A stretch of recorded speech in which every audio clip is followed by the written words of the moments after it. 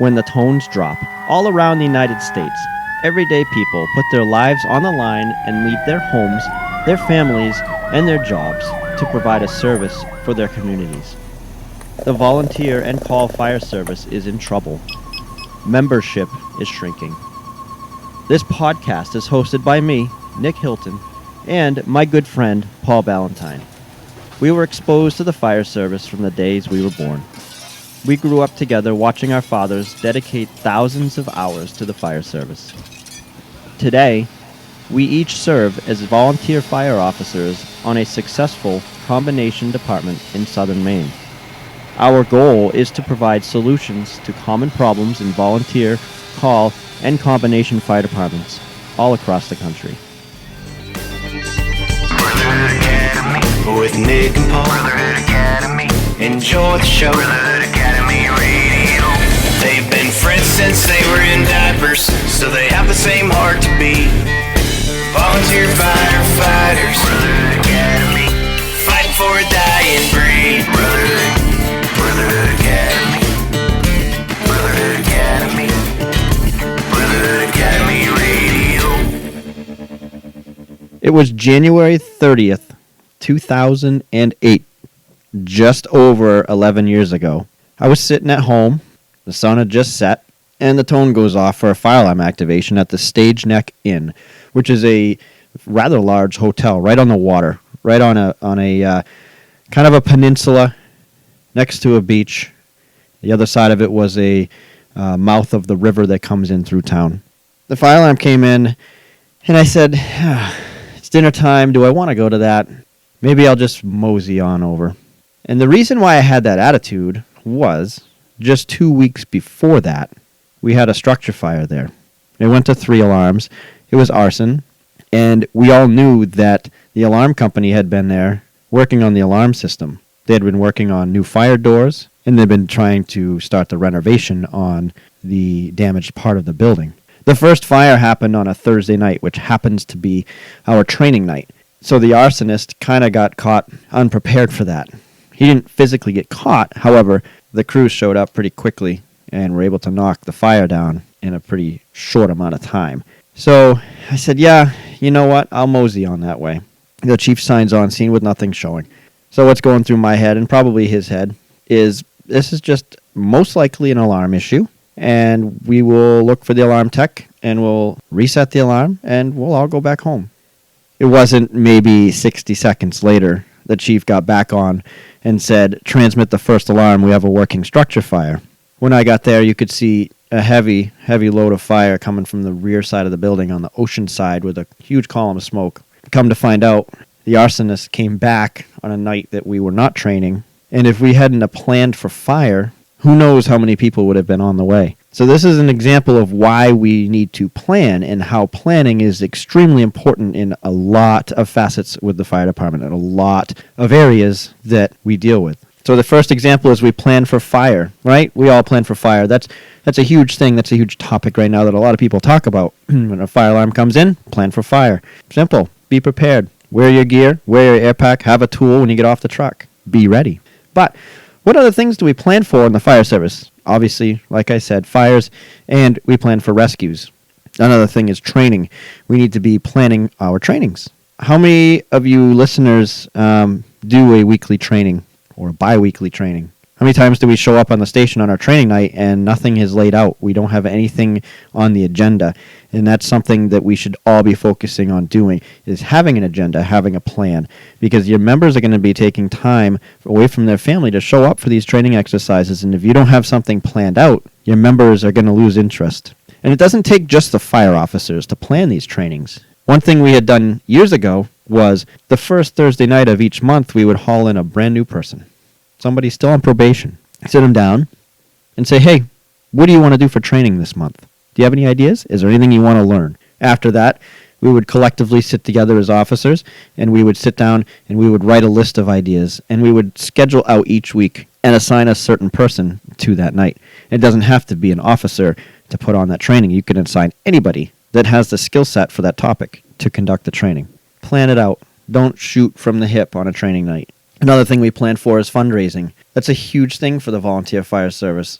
A lot of departments solely rely on fundraising for their budgets. A lot of places don't get money from the taxpayers. They don't get money from the town or the city or the county. They rely heavily on fundraising. These are things we obviously need to plan for. You don't want to shoot from the hip for a fundraising event.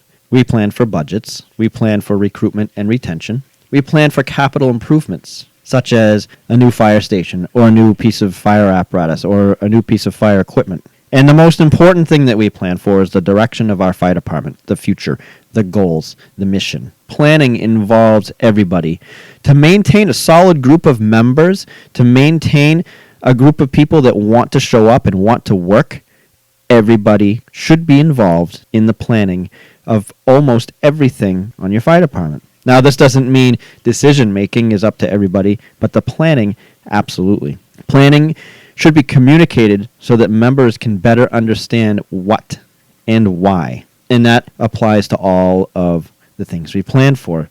The fires, the rescues, the training, the fundraising, the budget, the recruitment and retention, the capital improvements, and the mission and direction of our fire department. Everybody should have a better understanding of why we are doing these certain things. Why are we buying this type of truck versus that type of truck? Why are we spending our budget this way and not that way? Why are we doing this training exercise tonight and not that training exercise tonight? The why is critical. Years ago, we purchased a 75-foot Quint, and it replaced two ancient trucks. It replaced the 1970 American LaFrance pumper, and it replaced the 1970 American LaFrance open cab aerial chief, which is like a snorkel articulating aerial device. Classic rigs. Loved them. I loved them. And man, did they sound good. But we were replacing two trucks with one. Why? If our chief hadn't have explained why, there would have been a lot of disappointed people. There would have been a lot of people that had no idea what direction we were headed in or any understanding of what direction we were headed in. There were plenty of reasons why. Obviously, replacing two trucks with one saves money in so many different ways. All right. The next thing was that it was the grant truck. We got a grant. We were awarded a grant. And this was a stock unit. It happened to be a 75-foot Quint in our price range. Just what we wanted, just what we needed. And I think one of the most important reasons why is this truck had seat belts. Imagine that. Seat belts. Crazy. And a roof. So it's important to explain the why. It helps the others understand your decisions and the plan. Telling why you have a certain plan and why your members are tasked with a part of that plan will give everyone an understanding of their value. So that goes into the delegation part of things. We've talked about this before. Ownership, buy-in, delegating, allowing your members to have a part of the things that are going on in your department will help with the retention. Giving people a sense of ownership will help with retention. And part of delegating involves making people involved in the plans that you have for your fire department. Now, this means that the members that you are delegating these tasks to must have a clear understanding of why they are doing what they are doing, why they are tasked to do the things you're asking them to do, what the end goal is, what you want the result to be. Everybody can provide value based on their talents. Some people don't realize the talents that they have or the value that they have. And if we put people to work and we make people the part of our plan, it not only gives them the ownership, but it shows them the value that they provide. And that's really what we're here to do, right? We want to provide value. We want to provide a service. Now, if you are a firefighter and you're not an officer and you are delegated a task and you're tasked with coming up with a plan of action to meet the goal that the chief and the officers are trying to reach, hopefully your chief has given you the opportunity to make a lot of decisions on your own to meet the goal. But it's very important that we give the upper ranks a brief or a description of the plan for the project that you're working on, right? Communication. We can communicate as officers, chief officers, and lieutenants and captains down the chain of command, but you firefighters can also communicate up the chain of command. This is how everybody is on the same team. This is how everybody gets pointed in the same direction and working towards the same mission. And the leaders, you should be empowering your members to plan. Trust their plan, trust their decisions, and trust that they're going to make it right, and they're going to be doing everything that they can to help the mission of your fire department. If all the members are not on the same page, your fire department is not going to succeed with the mission that you develop. If you have a goal to, let's say, You want to add another fire station to your community, or you want to increase staffing, whether it be through a call pay or a per diem basis, or even adding full-time staff to your fire department. If you want these things to happen and you want your department members to be on board, you must allow them to be a part of the planning in some way or form. If you're speccing a new fire truck and you develop a committee, an apparatus committee of 2 to maybe 6 people, that's great for these people that they're involved. However, the rest of your department still has to have some sort of say or some sort of involvement in the planning of this fire apparatus. And you can do this easily by putting a message out there saying, hey, what do you have for ideas? Any ideas that you have you want to see on this truck? Make a list and give it to a member of the committee. Or the committee members can go around the department face to face and speak with people candidly. Hey, what do you want to see on this truck? Listen to what people say. Listen to what your drivers say, your firefighters say, and note it. Make it happen. Make them feel like they have some sort of buy-in. We must all be planning. We must all be looking at the future and being on the same page. And part of that is communication and delegation and empowerment and having trust in your members. Looking back to that fire at the Stage Neck Inn, if we hadn't planned for a fire that night, you may have just had 2 or 3 guys on the road going to that. I could have stayed home. I knew they were there working on that alarm system. The chief could have stayed home.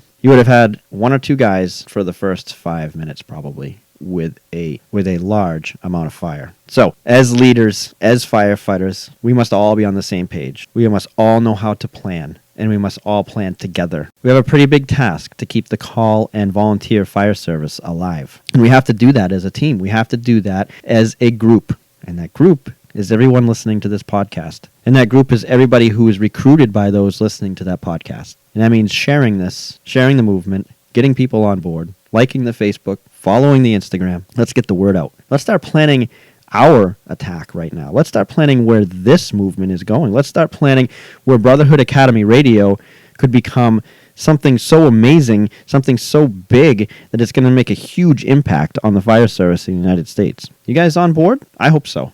I appreciate you all listening. I appreciate the shares that I have gotten so far, and I appreciate the guests that have come on so far. So do me a solid, do all of us a solid, and share this, rate this. If you go onto the Apple app, the iTunes podcast app, rate this, give it a 5-star rating, and put a little comment on there, because that's what gets people to see this show. That's what gets the name out there, is by the rating. I don't need it for me.